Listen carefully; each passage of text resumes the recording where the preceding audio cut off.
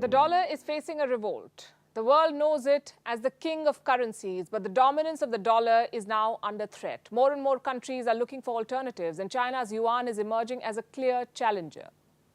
Beijing is pursuing a string of deals. The latest one is with Brazil.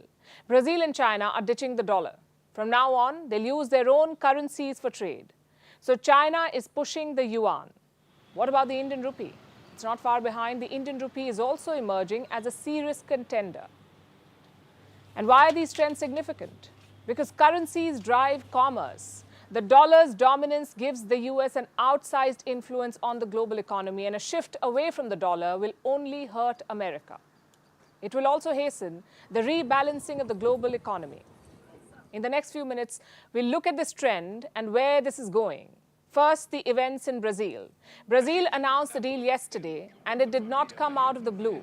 The agreement had been in the works for a while. A preliminary pact was signed in the month of January. It laid the foundations of the final agreement, and it's a fairly simple deal. Earlier, Brazil and China used the US dollar for trade. Now they will deal in their native currencies. China will use the yuan, and Brazil will use the Brazilian reais. How does it help? It will save costs. Look at the official statement from Brazil. This is what it says. The expectation is that this will reduce costs, promote even greater bilateral trade, and facilitate investment. China is Brazil's biggest trading partner. Last year, their bilateral trade was worth over $150 billion. So it makes sense for Brazil to ditch the dollar. But what's in it for China? Beijing is on a mission. It wants to internationalize the yuan. It is building a large coalition of partners. These are countries that will use the yuan instead of the US dollar, and Beijing has made considerable progress in this direction. It has secured bilateral pacts with 41 countries so far. The total value of these agreements is more than $500 billion. So the yuan is gaining international acceptance. And the petro-yuan is rising. Now, what is the petro-yuan? It's not a different currency. Petro-yuan is simply using the yuan to settle oil bills, just like the petrodollar.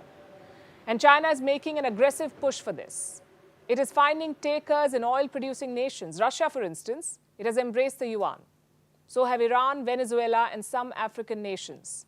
Now, reports say Saudi Arabia is also considering the switch from the dollar to the yuan. And this is going to be a very important development. We know that Riyadh has been at odds with Washington and is getting closer to Beijing. But ditching the dollar will be a decisive move. Meanwhile, the Indian rupee is also competing in this race. Last year, India's Reserve Bank made a move. It allowed international trade settlements in the Indian rupee. It's still early days, but India has made progress. Banks in 18 countries have shown interest. They've opened special accounts, and these accounts will help them settle trade payments in the Indian rupee. And these are the countries we're talking about. They're ditching the dollar. They want to use the Indian rupee for trade with India. Earlier this year, Brazil and Argentina floated an idea. They're thinking about a common currency for South America. Halfway across the world, Southeast Asia too is losing patience with the US dollar. In Africa, countries like Kenya are dumping the dollar. They'll use the Kenyan shilling for oil imports. So here's a question. Why is all of this happening now? Why is there a global rebellion against the dollar? Also, how did the dollar become the world's reserve currency? It happened after the Second World War in the year 1944. 44 allied countries met at Bretton Woods in the US. 44 countries came together. They wanted to avoid another financial turmoil, so they created a system, a set of rules that would shape the global economy as we know it today. It led to the creation of the International Monetary Fund, the IMF, also the World Bank. The Allies also agreed to a new exchange rate system. Each country pegged the value of its currency to the US dollar, and that's how the American dollar gained its dominance. The Bretton Woods Conference gave the US immense power to dominate the global economy.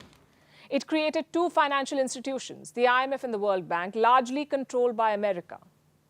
And they're still quite powerful and still led by the US. As for the dollar, it is still widely used, both inside and outside the US. About $1 trillion notes are in circulation outside America.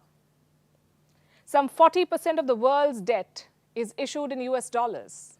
Nearly 60% of the global currency reserves are in US dollars, and close to 90% of all foreign exchange trade involves the US dollar. The world economy is hooked to the dollar, but now it wants to give up this addiction, but it will not happen overnight. The dollar's downfall, though, has begun.